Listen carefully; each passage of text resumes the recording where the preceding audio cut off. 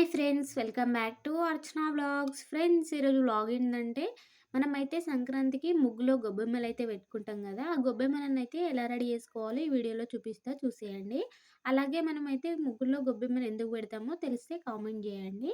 ఇక్కడనైతే గొబ్బెమ్మ చేయడానికి మెయిన్‌గానైతే ఆవు పేడ మాత్రమే తీసుకోవాలి. ఆవు పేడ తీసుకున్న తర్వాతకి వీడియోలో చూపిస్తున్న విధంగా కొంచెం కొంచెం తీసుకుంటూ మనకైతే ఎన్ని గొబ్బెమ్మలు అవసరం ఉంటాయో అన్నిటినైతే చేసుకోవాలనమాట. గొబ్బెమ్మనైతే కోన్ షేప్‌లో చేసుకున్న తర్వాతకి ఇక్కడ నేనైతే గొబ్బెమ్మకైతే పసుపు, కుంకుమనైతే పెట్టేసుకుంటున్నాను. అన్నిటికైతే మంచిగా పసుపు, కుంకుమనైతే పెట్టేసుకోవాలి.